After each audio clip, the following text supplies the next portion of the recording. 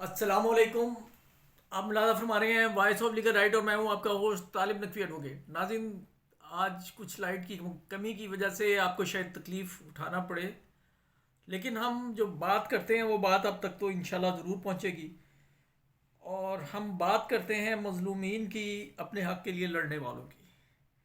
ناظرین، ایک طرف سیاست کا شور و غوغا ہے، وفاقی حکومت اور صوبائی حکومتیں بنانے کی تیاری ہو رہی ہے، عدالتوں پر ورک لوڈ ہے، لیکن ملک کی موجودہ صورتحال سے پریشان پینشنر طبقہ ہے. اور اس کی وجہ کچھ یوں ہے کہ کیسز جو ہیں وہ لنگر آن ہو رہے ہیں. اس کی تفصیل میں آپ کو بتاؤں گا، اس کی وجہ بھی بتاؤں گا. لیکن ایک خبر جو ہے، یہ پوسٹل لائف انشورنس وفاقی ایک ادارہ تھا، پوسٹ آفس کی سبسڈری تھی، پارٹیشن سے پہلے یہ قائم تھی. اس کے بعد پھر تجربات جو کیے جاتے ہیں، ان تجربات میں بسا اوقات پرابلمز ہوتی ہیں، تو ان کا سٹیٹس چینج کیا گیا اور یہ کمپنی بنا دی گئی. اور اس کمپنی کے بننے کے بعد جو انشورنس حضرات ہیں، لا تعداد انشورڈ حضرات بلکہ وہ بے دست و پا ہو گئے. عمر بھر کی پونجی جمع کر کے انہوں نے انشورنس لی، میچورٹی کلیم ہو یا ڈیتھ کلیم، وہ سب پینڈنگ پڑے ہیں. اور اس حوالے سے یہ آپ کو بتا رہے ہیں کہ پوسٹل لائف انشورنس کمپنی اپنے صارفین کو انشورنس کی میعاد ختم ہونے کے باوجود لاکھوں روپے دبا کر بیٹھی ہے اور ادائیگی نہیں کر رہی. میرے خیال میں یہ لاکھوں نہیں بلکہ کروڑوں روپے ہیں. پاکستان پوسٹ آفس نے صارفین کو بے یار و مددگار چھوڑ دیا ہے. صارفین نے پاکستان پوسٹ کو حکومتی ادارہ ہونے کی وجہ سے سال با سال تک لاکھوں روپے جمع کروائے. اب میعاد پوری ہونے کے باوجود ادارہ صارفین کو مسلسل جھوٹ پر ٹرکا رہا ہے اور انشورنس کی رقم ادا نہیں کر رہا.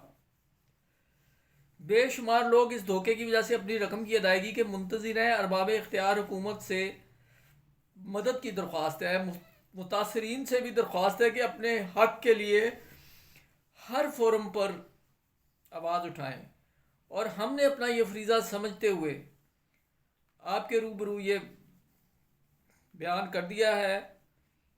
اور ہم نے کچھ کیسز میں پوسٹل لائف انشورنس کے حکام سے پتہ بھی کیا تھا. صورتحال یہ ہے کہ کیس سیٹل ہو جاتا ہے، یعنی سارے مراحل آڈٹ کے اور سب نکلنے کے بعد، اس کے بعد پھر ہوتا یہ ہے کہ وہ انسفیشینٹ فنڈز ہونے کی وجہ سے معاملہ جو ہے وہ التوا کا شکار ہو جاتا ہے. لیکن داد رسی ہونا ضروری ہے.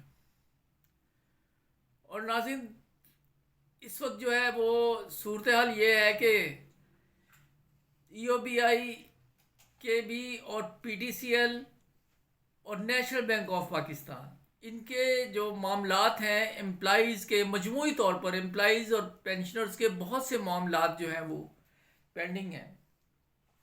لیکن شعبۂ قسمت کے اکثر جو وکلا حضرات ہیں وہ اس وقت یا تو سیاسی نوعیت کے کیسز لڑ رہے ہیں یا خود سیاسی معاملات میں بطور امیدوار جو ہے وہ مصروف ہیں. مثال کے طور پر یہ جو راجہ صاحب ہیں، اب میرے ذہن میں نام ان کا نہیں آ رہا مکمل، وہ الیکشن کی پٹیشن جو ہے وہ دائر انہوں نے کر رکھی ہے اور اس میں وہ جو ہے وہ بزی ہیں. اور نیشنل بینک کے حوالے سے بھی اور دوسرے اداروں کے حوالے سے بھی یہ مین وکیل ہیں. اور جب ان کے اسسٹنٹ سے رابطہ کیا جاتا ہے تو وہ کہتے ہیں کہ جی ابھی تو وہ مصروف ہے. نیشنل بینک کے حوالے سے سنا تھا کہ 23 تاریخ پڑ رہی ہے، لیکن وہ کنفرم ابھی تک نہیں ہوئی. اور اس کے علاوہ کچھ خبریں ان کی نیشنل بینک کی جو بورڈ کے حوالے سے بھی ہے، وہ ہم آپ کو اگلے ولاگ میں آپ کی خدمت میں پیش کریں گے. تب تک کے لیے اجازت دیجیے. اللہ حافظ.